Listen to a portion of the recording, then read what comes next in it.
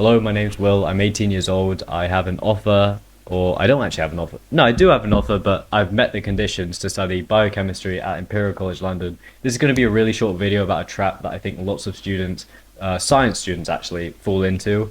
Here are my A levels, here are my GCSEs. One of these A levels in EPQ. I don't know if that really counts, but others are in biology, chemistry, maths. 7 nines, 3 8s in my GCSEs. I got nines in mainly STEM subjects like maths, the 3 sciences, computer science, then a couple humanities, but that's not really important. What I'm trying to tell you is that lots of students fall into this trap. They say that they do lots and lots of hours of revision and then they don't end up getting the grade they want. And no, it's not because you're dumb or that the subject just isn't for you. It's because I think you're approaching it incorrectly.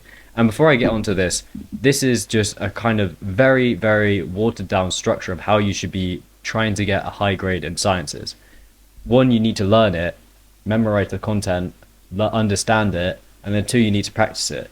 If you don't practice it, you're not going to get a really, really high grade. I think lots of people, they just spend ages trying to memorize everything perfectly and then understand it really well. And then by the end, if someone asks you, oh, can you explain this topic to me? You'd be able to explain it really well.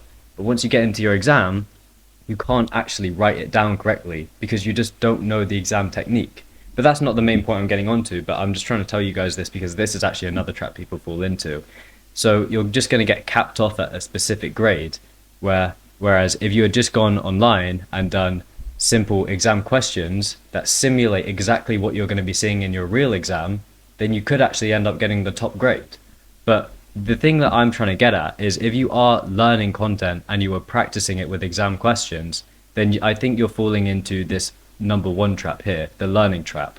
So many people say, I've spent so many hours revising and then I don't end up getting the grade I want.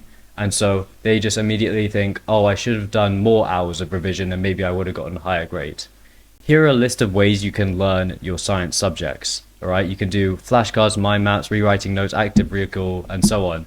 I'm not going to tell you guys I will tell you guys what I did, but I don't want you guys to copy it because so many people online, these A-star students, go around and they say, here's what I did to get my A-star. You try it too, see what you get. You'll probably get the same grade as me. That's not going to work. All right, all of our brains are different. If you go to 100 A-star students and ask, how did you learn your science subject? Each of them will give different answers. I've met people that get A-stars that do mind maps. Some other people that get A-stars that do repetitive reading. Those are usually quite smart people as well, by the way, actually. But yeah, that's what I'm trying to say is you're not going to be able to get a top grade by just copying someone else that did a top grade because your brain works differently, all right? What I did personally was flashcards, active recall, the Feynman technique, AI summary sometimes. But what I want to tell you is if you want to get a top grade in science by the time your final exam comes up, you should be experimenting with these techniques in your end of topic tests, the ones that don't matter as much as your final exam, right? Because you are going to find at least one of these methods is actually going to be really helpful when it comes to learning content. I had never done flashcards until year 12 and I found out it was really useful for me. I've tried mind maps before and then I got like a 50%, which is one of the worst I'd gotten at that point.